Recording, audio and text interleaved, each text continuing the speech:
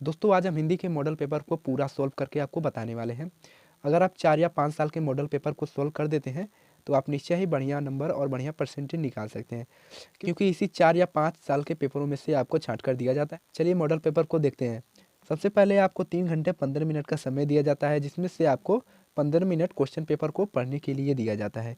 दोस्तों इसमें से बहुत से लोग गलती कर देते हैं, वो क्वेश्चन पेपर को बिना पढ़े ही लिखने लगते हैं। ऐसा आपको नहीं करना है। सबसे पहले आप क्वेश्चन पेपर को पढ़ लीजिएगा।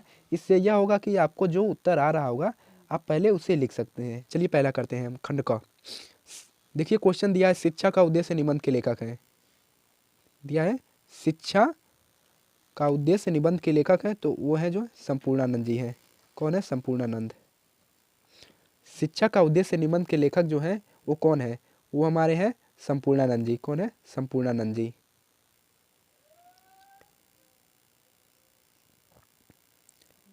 चलिए दूसरा देखिए। दूसरा दिया है लल्लू लाल की रचना है। लल्लू लाल की रचना है, कौन सा है? तो लल्लू लाल की जो रचना है वो है प्रेम सागर। कौन है? प्रेम सागर। लल्लू लाल की रचना प्रेम सागर।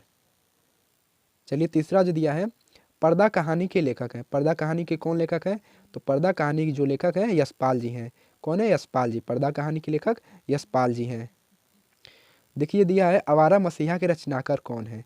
तो आवारा मसीहा के रचनाकार जो है वो विष्णु प्रभाकर है, क्योंकि ये क्वेश्चन बार बार पूछा जाता है। दोस्तों आप याद कर लीजिएगा, आवारा मसीहा के रचनाकार जो है विष्णु प्रभाकर हैं।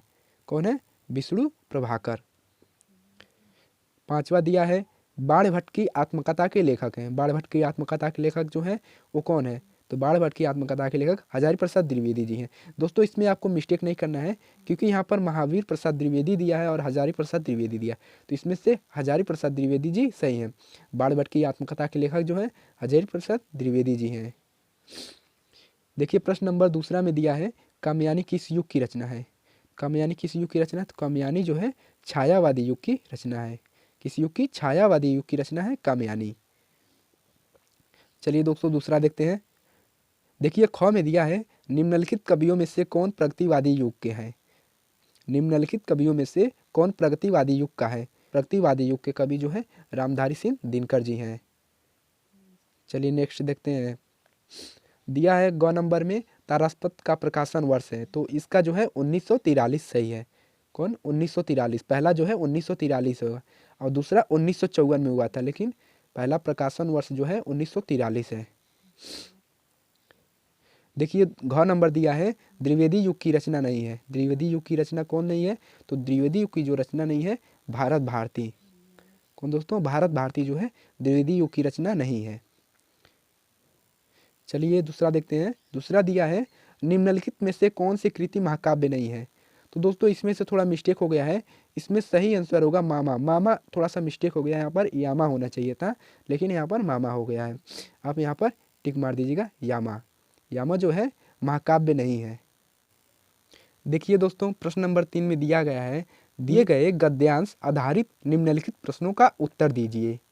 दोस्तों ये गद्यांश है। गद्यांश आपको कैसे लिखा जाता है मैंने आपको पिछली वीडियो में ही बता दिया है। अगर आपको वो वीडियो नहीं समझ में आ रहा होगा तो आप कमेंट बॉक्स में लिख दीजिएगा, मैं उस न्यू वीडियो बना दूंगा।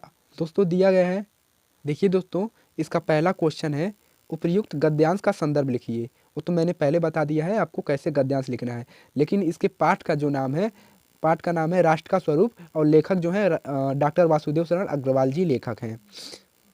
और गद्यांश कैसे लिखा जाए तो मैंने पहले आपको बता दिया है। आपको पाठ का नाम और लेखक का नाम बहुत इंपॉर्टेंट होता है, क्योंकि अगर आपको पाठ का नाम और लेखक का नाम अगर पता होगा तो आप आसानी से गद्यांश लिख सकते हैं किसी का भी। देखिए दूसरा क्वेश्चन दिया है धरती वसुंधरा क्यों कहलाती है? तो दोस्तों इस क्वेश्चन का आंसर इस गद्यांश में दिया रहता है, बस आपको पहचान कर लिखना होता है। बहुत आसान तरीका होता है लिखने का। चलिए बता दें कैसे लिखा जाता है। देखिए लिखा धरती वसुंधरा क्यों कहलाती है, तो यहाँ पर आपको मिल जाएगा, यहाँ से लगाए और यहाँ तक आपको पहले का आंसर लिख देना है। धरती माता की कोख में जो अमूल्य निधियाँ भरी हैं, जिनके कारण वह वसुंधरा कहलाती हैं। क्या कहते हैं? कहलाती हैं। दोस्तों ये आपका कंप्लीट हो गया। अब दूसरा देखते हैं, दूसरा क्वेश्चन क्या है। दूसरा दिया है रेखांकित अंश की व्याख्या कीजिए। रेखांकित अंश की व्याख्या करना है हमें। व्याख्या यानी वो जो शब्द दिया है उसको आसान शब्दों में लिखना है। दोस्तों आसान शब्दों में आपको बनाकर भी आप लिख सकते हैं, अगर आपको नहीं आता कोई दिक्कत नहीं होगा। दोस्तों अगर आपको बनाने भी नहीं आ रहा, आप यही लिख देंगे तो भी कोई दिक्कत नहीं होगा, लेकिन थोड़े से कम नंबर आ जाएंगे, आपके नंबर थोड़े से काट दिए जाएंगे। तो दोस्तों आपको कैसे बनाना है मैं आपको बताता हूँ। देखिए रेखांकित अंश या रेखांकित अंश की व्याख्या करना है। आपको यहाँ पर एक पतली सी लाइन दिख रही होगी काली सी, बस इसी लाइन की व्याख्या करना है आसान शब्दों में। अब कैसे लिखा जाता है मैं आपको बताता हूँ दोस्तों सबसे पहले आप रेखांकित अंश की व्याख्या पहले आप हेडिंग डाल दीजिएगा। उसके बाद हेडिंग डालने के बाद आप लिख दीजिएगा, विद्वान लेखक ने कहा है धरती माता की कोख में अमूल्य रत्न भरे पड़े हैं, इन्हीं रत्नों के कारण पृथ्वी का एक नाम वसुंधरा भी है। दोस्तों बस आपको इतना ही लिखना होगा और आपका पूरा ये कंप्लीट हो जाएगा। चलिए दोस्तों चौथा जो क्वेश्चन दिया है, पृथ्वी की देह को किसने सजाया है। तो दोस्तों इस क्वेश्चन का आंसर भी इसी में आपको मिल जाएगा। तो दोस्तों आप इस क्वेश्चन का आंसर यहाँ से लगाए आप यहाँ तक लिख दीजिएगा, आपका पूरा आंसर कंप्लीट हो गया। लाखों करोड़ों वर्ष से अनेक प्रकार की धातुओं को पृथ्वी को पीस पीस कर अगणित प्रकार की मिट्टियों से पृथ्वी को देह को सजाया है। ये आपका आंसर कंप्लीट हो गया दोस्तों। चलिए उसके बाद क्वेश्चन देखते हैं। उसके बाद दिया है भावी आर्थिक अभ्युदय है तुम्हें हमें क्या करना चाहिए। दोस्तों इस क्वेश्चन का आंसर भी इसी में दिया है। तो इस क्वेश्चन का आंसर लिखने के लिए आप यहाँ से लगाए, आप यहाँ तक कंप्लीट कर लीजिएगा दोस्तों। ये आपका पूरा लास्ट का आंसर हो गया। हमारे भावी आर्थिक अभ्युदय के लिए इन सब की जांच पड़ताल आवश्यक है। आप इस क्वेश्चन का आंसर आपका कंप्लीट हो गया दोस्तों। चलिए दोस्तों दूसरा देखते हैं। दूसरा दिया है अथवा। अथवा में आप ये समझ जाइएगा कि आपको या तो पहला करना है या तो दूसरा करना है, आपको जो आ रहा होगा आप कर लीजिएगा। देखिए अशोक का फूल उसी मस्ती में हंस रहा है। देखो दोस्तों ये हजारी प्रसाद द्विवेदी जी ने लिखा है। आपको इतना पता होगा, ये बार बार पूछा जाता है। ये उपयुक्त गद्यांश का संदर्भ लिखिए। गद्यांश मैंने बता दिया कैसे लिखा जाता है। अब आप इतना याद कर लीजिए, पाठ का नाम जो है अशोक का फूल है और लेखक जो है हजारी प्रसाद द्विवेदी जी हैं। अब दूसरा क्वेश्चन जो दिया है रेखांकित अंश की व्याख्या करना। दोस्तों दिया है रेखांकित अंश की व्याख्या कीजिए। इसको कैसे लिखना मैंने पहले बताया था कैसे पहले आप हेडिंग डाल दीजिएगा रेखांकित अंश की व्याख्या, उसके बाद इसको आसान शब्दों में आप लिख दीजिएगा। जैसे कि दिया है पंडिताई भी एक बोझ है, जितनी ही भारी होती है उतनी ही तेजी से डुबोती है। इसका कहने का मतलब लेखक कहता है ज़्यादा ज्ञान होना भी परेशानी और कठिनाई का परिणाम है, क्योंकि ये जितना ज़्यादा होगा आदमी उतना ही परेशान होगा। दोस्तों ये हिंदी में अनुवाद हो गया, ये हमारा कंप्लीट हो गया। चलिए दोस्तों दूसरा देखते हैं। दूसरा दिया है क्वेश्चन, लेखक क्यों कहता है कि उदास होना बेकार है। दोस्तों इस क्वेश्चन का आंसर इसी में मिल जाएगा। मैं पहले गद्यांश में आपको बताया था, इस क्वेश्चन का आंसर इसी में मिल जाएगा दोस्तों। तो दोस्तों यहाँ से लगाए और यहाँ तक जो क्वेश्चन आंसर दिया है बस ये उसी का आंसर है। कितनी मस्ती में झूम रहा है कालिदास, इसका रस ले सके थे अपने ढंग से, मैं भी ले सकता हूँ पर अपने ढंग से उदास होना बेकार है। दोस्तों ये आपका आंसर कंप्लीट हो गया। दिया है गद्यांश का भाव स्पष्ट कीजिए।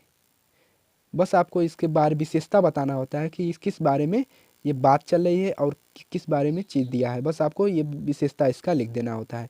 तो हजारी प्रसाद द्विवेदी द्वारा लिखा है। अब दिया है गद्यांश की भाषा शैली की विशेषताएं लिखिए। दोस्तों इसमें विशेषताएं भाषा के गद्यांश की भाषा शैली विशेषताएं लिखना होता है।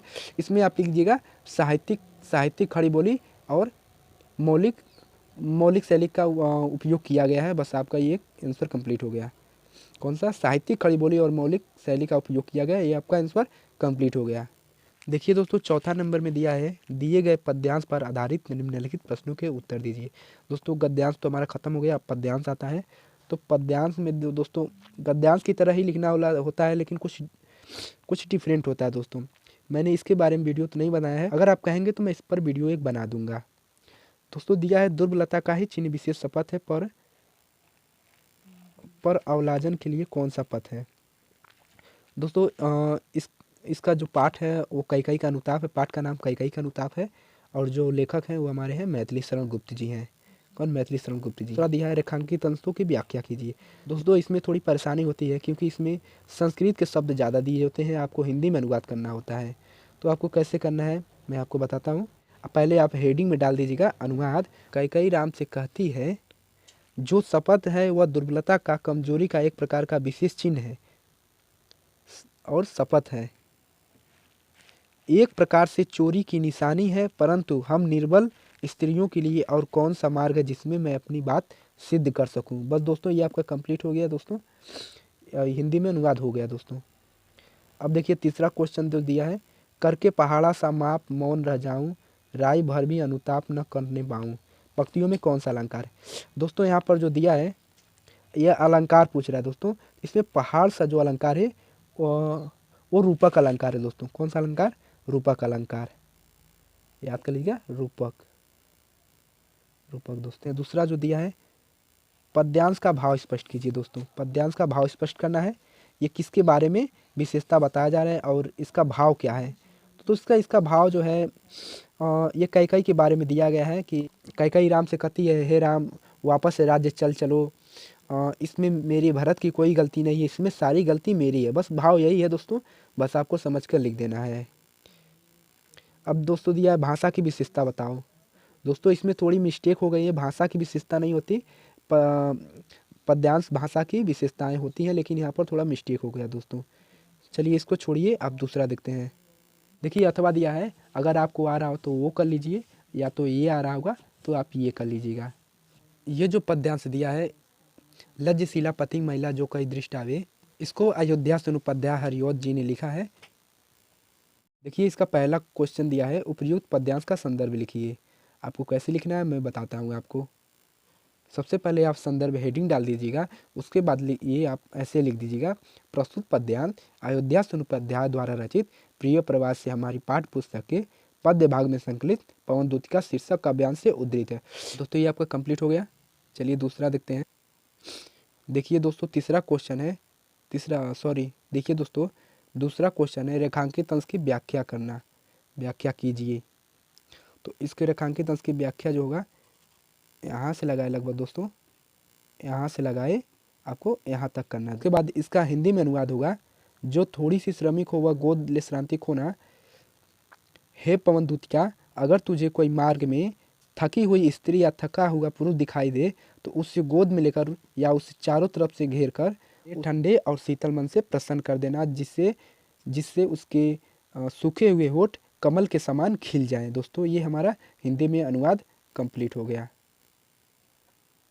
चलिए उसके बाद दिया चौथा क्वेश्चन जो दिया है, ओठों की और कमल मुख में अलंकार बताइए। देखिए दोस्तों जो क्वेश्चन दिया है, होठों की और कमल मुख में अलंकार बताइए, इसमें रूपक अलंकार है। कौन दोस्तों? रूपक अलंकार है, कमल और मुख रूपक अलंकार। उसके बाद दोस्तों दिया है हमारा पांचवा क्वेश्चन, जलद और कृषक ललना का अर्थ बताइए। इसका आंसर होगा जलद यानी नदी और कृषक यानी किसान। तो ये दोनों एक दूसरे से जुड़े होते हैं, ये अर्थ आपको बताना है दोस्तों। ओके दोस्तों चलिए पांचवा देखते हैं। पांचवा दिया है, निम्नलिखित में से किसी एक लेखक का साहित्यिक परिचय देते हुए उनकी रचना का उल्लेख कीजिए। 80 शब्दों में आपको लिखना होता है। चलिए बताते हैं कैसे लिखा जाता है। देखिए दोस्तों हजारी प्रसाद द्विवेदी जी का बहुत बार आता है, इसलिए मैं कहता हूँ बार बार, हजारी प्रसाद द्विवेदी जी का आप जीवन परिचय याद कर लीजिए।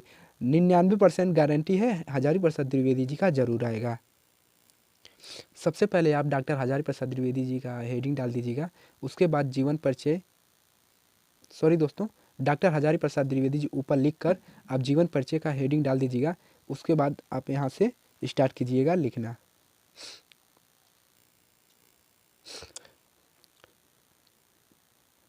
दोस्तों आपको दिख रहा होगा आपको कैसे करना है, आपको कितना लिखना है दोस्तों। बस मैंने इसमें कुछ इंपॉर्टेंट क्वेश्चनों को यहाँ पर रखा है, बस आपको वही लिखना होगा। या तो आप दूसरी तरह से भी लिख सकते हैं, अपने कहानी की तरह भी आप लिख सकते हैं, इसमें कोई परेशानी नहीं हुई। दोस्तों यहाँ पर रचनाएं मोस्ट इंपॉर्टेंट है दोस्तों। आपको कौन कौन सी रचनाएं लिखना है मैं आपको बता देता हूँ। तो दोस्तों हमारा जीवन परिचय कंप्लीट हो गया। आपको जीवन परिचय कैसे लिखना है, और APJ अब्दुल कलाम और वासुदेव शरण अग्रवाल का अगर मैं बताऊँगा तो वीडियो बहुत लंबा हो जाएगा दोस्तों, इसलिए चलिए ख नंबर देखते हैं। ख में दिया है, निम्नलिखित में से किसी एक कवि का साहित्यिक परिचय देते हुए उनकी कृतियों पर प्रकाश डालिए। दोस्तों उसी प्रकार से लिखना है जैसे मैंने आपको बताया है। पहले आप ऊपर मैथिली शरण गुप्त डाल दीजिएगा, उसके बाद जीवन परिचय हेडिंग डालकर लिख दीजिएगा। लेकिन इसमें कृतियों को लिखना होता है दोस्तों। कृतियाँ इनके आपको चैप्टर में मिल जाएगी, उनकी कौन कौन सी मुख्य कृतियाँ हैं, आप कृतियों को नाम डाल दीजिएगा। देखिए दोस्तों दिया है छठवां नंबर, बहादुर अथवा पंचलाइट कहानी के उद्देश्य पर प्रकाश डालिए। बहादुर अथवा पंचलाइट, तो दोस्तों इसमें पंचलाइट अगर याद कर लेते हैं तो आप बहुत पंचलाइट आप याद कर लीजिएगा क्योंकि ये बहुत आसान होता है दोस्तों। पंचलाइट याद कर लेते हैं, पंचलाइट आपके चैप्टर में भी मिल जाएगा, कहानी की तरह होता है, बस आप लिख दीजिएगा, कंप्लीट हो जाएगा आपका। चलिए दोस्तों दूसरा देखते हैं। दूसरा है स्वपठित खंड काव्य के आधार पर किसी एक खंड के प्रश्न का उत्तर दीजिए। तो दोस्तों ये खंड काव्य हर जिले का अलग अलग होता है, इसलिए मैं आपको कोई खंड काव्य नहीं इसमें बता पाऊँगा। आप अपने टीचर से मदद ले सकते हैं कि आपके ज़िले में कौन सा खंड काव्य आता है दोस्तों। एक ही खंड काव्य लिखना आता है दोस्तों, आपको कोई परेशानी नहीं होगी, बस कुछ 4 या 5 लाइन के होते हैं, आप लिख दीजिएगा। उसके बाद 8वें में दिया है दिए गए संस्कृत गद्यांशों में किसी एक का संदर्भ हिंदी में अनुवाद कीजिए। दोस्तों सबसे पहले आप संदर्भ हेडिंग डाल दीजिएगा, उसके बाद लिखिएगा यह गद्य खंड हमारी पाठ्य पुस्तक के संस्कृत भाग में संकलित महामना मालवीय नामक पाठ से उद्धृत है। दोस्तों ये आपका कंप्लीट हो गया। बस ये जो आपको ब्लैक लाइन दिख रही होगी, बस यही चेंज होता है, पूरा नहीं चेंज होता, बस ये जो महामना मालवीय आप देख रहे हैं बस यही चेंज होता है, बाकी सब सेम रहता है। यह गद्य खंड हमारी पाठ्य पुस्तक के संस्कृत भाग में संकलित महामना मालवीय नामक पाठ से उद्धृत है। दूसरा दिया क्वेश्चन हिंदी में अनुवाद करना। दोस्तों हिंदी में अनुवाद करना, दोस्तों संस्कृत के शब्द हिंदी में अनुवाद करने में बहुत परेशानी होती है, लेकिन कोई बात नहीं, मैं आपको आसान तरीका बता दूंगा हिंदी में अनुवाद कैसे करते हैं। अब इसमें मैं हिंदी में अनुवाद कैसे करते हैं वो आपको बताता हूँ। यहाँ से लगा है, यहाँ पर मैं एक छोटा सा पिक डाल दे रहा हूँ, आपको इसमें समझ में आ जाएगा, आप देख लीजिएगा। और दूसरा जो दिया है इसका अनुवाद भी मैं यहाँ पर एक पिक डाल दे रहा हूँ, आपको समझ में आ जाएगा। ओके, ख नंबर देखिए, हिंदी में अनुवाद देख लीजिएगा। दोस्तों प्रश्न नंबर 9 दिया है निम्नलिखित मुहावरों में से किसी एक का अर्थ लिखकर वाक्य में प्रयोग कीजिए। दोस्तों एक का मैं कैसे लिखा जाता है मैं बता देता हूँ, पहले का आप उसी प्रकार से आप तीनों का लिख दीजिएगा। देखिए दोस्तों पहला दिया है तलवार की धार पर चलना, पहले आप उसके आगे लिख दीजिएगा किसी कठिन कार्य को कार्य करना। क्या? किसी कठिन कार्य को कार्य करना। अब उसका अर्थ बताना है दोस्तों। राम आईएएस बनने के लिए 18 घंटा पढ़ रहा है, सही कहते हैं तलवार की धार पर चलना। दोस्तों ये हमारा कंप्लीट हो गया मुहावरा। बस दोस्तों आपको ऐसे ही लिखना होता है और ज़्यादा कुछ नहीं करना होता है। अब दोस्तों दिया है दाल में काला होना यानी निसंदेह होना। उसके बाद दिया नमक मिर्च लगाना। दोस्तों नमक मिर्च लगाना यानी बढ़ा चढ़ा कर बोलना। अब अर्थ कैसे लिखा जाए बना लेंगे आप दोस्तों, क्योंकि अर्थ अपने मन से ही बनाना होता है। बस आप इसके मूल भाव को जान लीजिएगा, आप तुरंत समझिएगा, तुरंत समझ में आ जाएगा। देखिए प्रश्न नंबर 10 में दिया है निम्नलिखित शब्दों को संधि विच्छेद के सही विकल्पों का चयन कीजिए। देखिए प्रश्न नंबर 10 में दिया है निम्नलिखित संधों के संधि विच्छेद के सही विकल्प का चयन कीजिए। इसमें जो तथापि का संधि विच्छेद है वो कौन सा सही होगा दोस्तों? तो वो जो सही होगा वो बी नंबर हमारा सही है, तथा धन अपि। तथापि का संधि विच्छेद है तथा धन अपि। उसके बाद दूसरा देखते हैं, दूसरा है परमेश्वर का संधि विच्छेद है। तो परमेश्वर का जो संधि विच्छेद है दोस्तों वो है परम धन ईश्वर, सी नंबर सही है, परम धन ईश्वर। तीसरा देखते हैं दोस्तों, तीसरा दिया दोस्तों गायक का संधि विच्छेद है। गायक का संधि विच्छेद है जो है सी नंबर सही है दोस्तों, गैधन अक, गैधन अक सही है, तीसरा का सी। ओके दोस्तों ख नंबर दिया है दिए गए निम्नलिखित शब्दों की विभक्ति और वचन है। इसमें विभक्ति और वचन आपको पहचान कर लिखना होता है दोस्तों। तो इसमें पहला जो दिया है आत्मनेपद विभक्त और वचन है, तो वह है सप्तमी विभक्ति एक वचन। दोस्तों कौन सा? सप्तमी विभक्ति एक वचन। दूसरा देखते हैं, दूसरा जो दिया है नामना में विभक्ति और वचन है। नामना में जो विभक्ति व वचन है वो है षष्ठी विभक्ति बहुवचन। दोस्तों सी नंबर सही है, षष्ठी विभक्ति बहुवचन। प्रश्न नंबर 11 दिया है निम्नलिखित शब्दों युग्मों का सही अर्थ चयन कर लिखिए। दोस्तों इसमें कुछ संस्कृत में शब्द दिए होते हैं, आपको हिंदी में सही शब्दों को पहचान कर लिखना होता है दोस्तों। जैसे दिया है वसन और व्यसन। वसन और व्यसन क्या है? तो वसन और व्यसन जो है वो है सी नंबर, वो है वस्त्र और आदत। क्या दोस्तों? वस्त्र और आदत सही है। चलिए दोस्तों दूसरा देखते हैं, दूसरा है अम्बुज और अम्बुद। दोस्तों ये आपको दिख रहा होगा अम्बुज और अम्बुद। अम्बुज और अम्बुद जो होगा वो कमल और बादल होगा। दोस्तों सी नंबर सही है, कमल और बादल। अम्बुज अम्बुद को कहते हैं कमल और बादल। उसके बाद ख नंबर देखते हैं दोस्तों। ख नंबर में दिया है निम्नलिखित शब्दों में से किसी एक शब्द के दो अर्थ लिखिए। बस आपको पर्यायवाची जैसे शब्द को लिखना होता है, जैसे पर्यायवाची लिखा जाता है 2 शब्द 3 शब्द अनेकार्थी शब्द जिसे कहते हैं, वैसे आपको लिखना होता है। दिया है अंबर। अंबर का जो 2 शब्द होगा, देखिए दोस्तों अंबर का जो शब्द होगा वो होगा वस्त्र और आकाश। 2 शब्द हो गए, वस्त्र और आकाश। उसके बाद पट है। पट का दोस्तों होगा, पट का होगा वस्त्र और घूंघट दोस्तों, 2 शब्द हो गए। उसके बाद दूसरा दिया है विधि। विधि यानी कानून और ब्रह्मा, क्या होगा, कानून और ब्रह्मा, 2 शब्द हो गए। अब इसके चौथा जो दिया है नाग। नाग, नाग का जो 2 शब्द होगा, हाथी होगा और पर्वत होगा। ये कंप्लीट हो गया दोस्तों। उसके बाद देखते हैं ग नंबर में दिया है निम्नलिखित वाक्यांशों के लिए एक शब्द का चयन करके लिखिए। तो इसमें एक शब्द को चयन करके लिखना होता है। चलिए कैसे लिखा जाता है बताता हूँ। दिया है पहले में जो आंखों के सामने हो, तो जो आंखों के सामने होगा कौन सा सही है, बी नंबर सही है, प्रत्यक्ष, जो आंखों के सामने हो प्रत्यक्ष। उसके बाद दिया है जानने की इच्छा रखने वाला दोस्तों, जानने की इच्छा रखने वाला क्या होगा, जिज्ञासु होगा। कौन सा, जिज्ञासु। ओके दोस्तों, चलिए घ नंबर देखते हैं।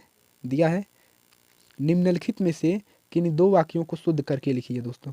दोस्तों इसमें वाक्यों को शुद्ध करके लिखना होता है, ये तो कोई भी कर लेगा, इसमें ज़्यादा कुछ करना नहीं होता है। जैसे पहले में दिया है तुम तो कुर्सी पर बैठे हैं, तुम तो कुर्सी पर बैठे हैं, तो इसमें क्या गलत लग रहा है दोस्तों, इसमें है गलत है, क्योंकि है के जगह हो होना चाहिए।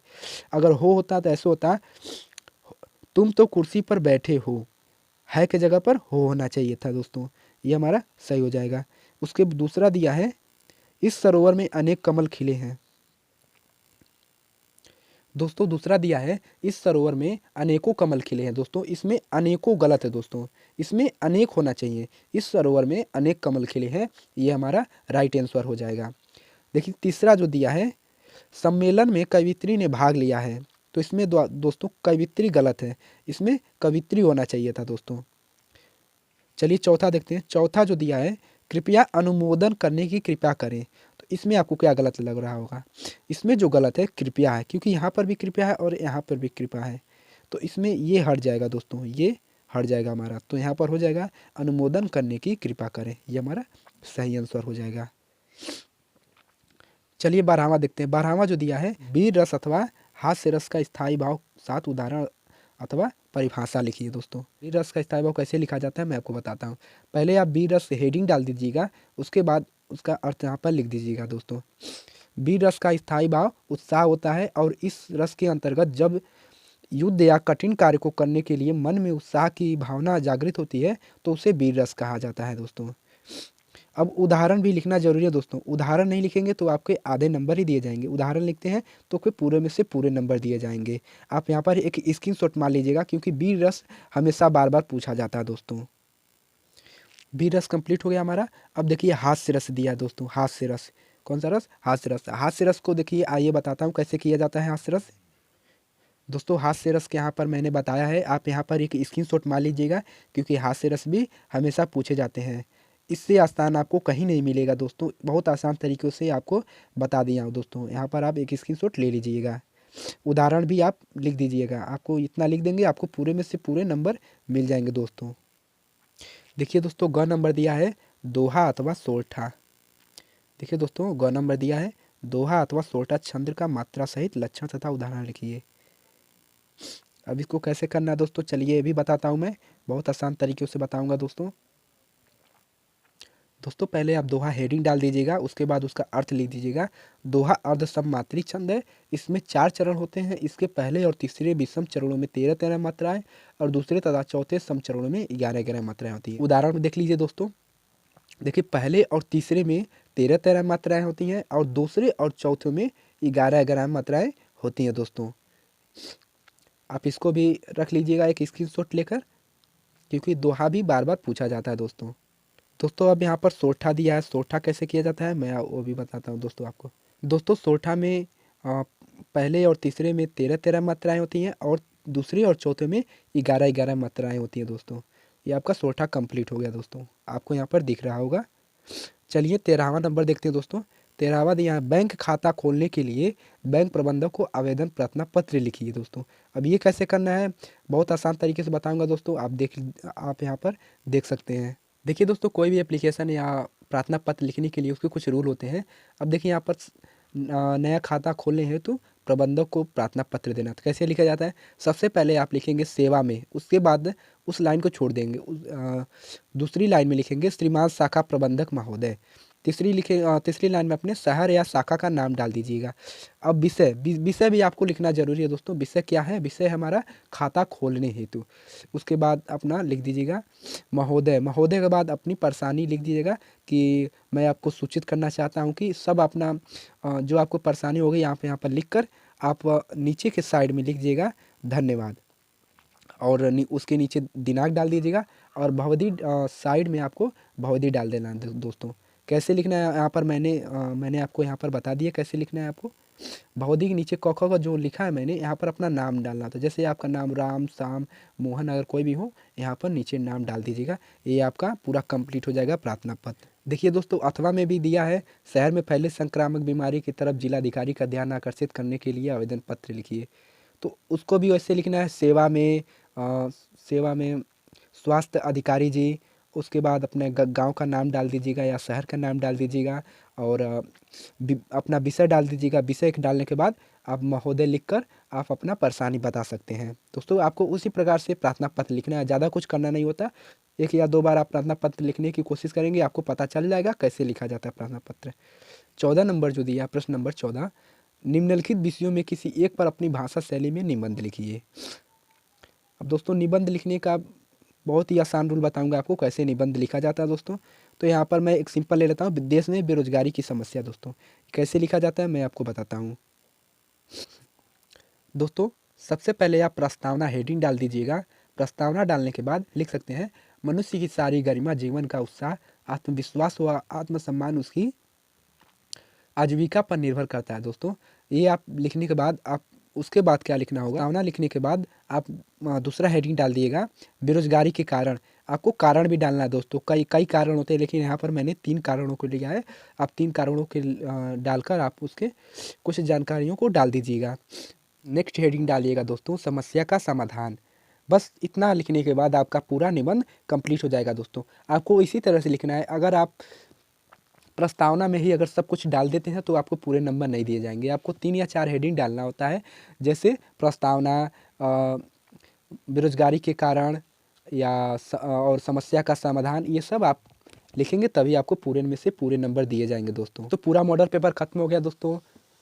दोस्तों, वीडियो अगर थोड़ी सी भी अच्छी लगी हो तो लाइक और सब्सक्राइब जरूर करें, क्योंकि दोस्तों बहुत मेहनत लगता है इस वीडियो को, ऐसे वीडियो को बनाने में दोस्तों।